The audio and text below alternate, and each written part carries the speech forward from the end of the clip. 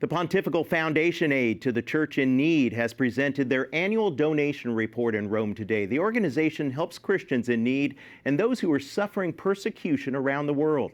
EWTN News Vatican correspondent Valentina Di Donato has more. What touched me a lot is that to look at war in the TV is totally different from meeting the people who are involved in war. Father Anton Leser, the ecclesiastical assistant of the global Catholic charity Aid to the Church in Need, is responsible for the spiritual life of the charity. He travels to many of the war-torn countries where the foundation operates on the ground. One of his latest stops, Ukraine. He described his experience with some of those wounded in the war. You see these young people, they have lost a leg or an arm, or they are blind.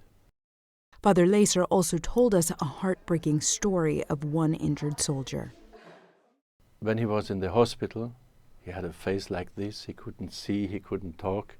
So he showed to the sister, please open my eyes, so that he could realize if he's still able to see. And he told us he was never that grateful as when he realized he still is able to see. Aid to the Church in Need began after the Second World War with benefactors taking action to help suffering Christians, even those who were their wartime enemies. A foundation founded in the grace of reconciliation. And years later, Aid to the Church in Need became a papal foundation with President Cardinal Mauro Piacenza, appointed by Pope Benedict XVI in 2011.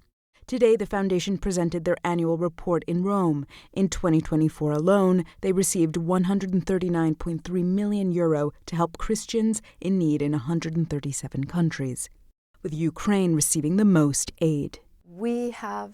Regina Lynch, the executive president of Aid to the Church in Need, explained why. Ukraine was always one of the countries which we helped a lot, just given the sheer size of the Catholic Church there. The priests receive mass stipends that are sent to us from our benefactors, and we give what we call an existence help to the sisters. So it's a living for the sisters. Father Leser recounted more of the stories of people who have survived the war.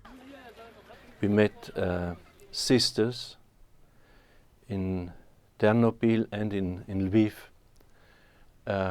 and they took care of people who had no homes anymore. One lady, she lived on the street, and the sisters, they had no room anymore.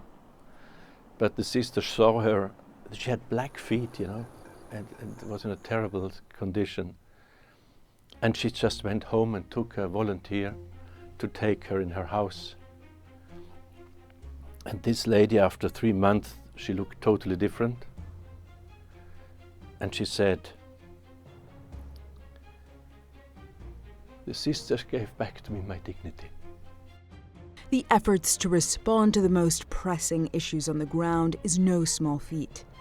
It takes community action, prayers, donations, and people on the ground. But the reward is great. By reaching out to those in need, they help strengthen the Church and keep the faith alive. In Rome, Valentina Di Donato for EWTN News Nightly.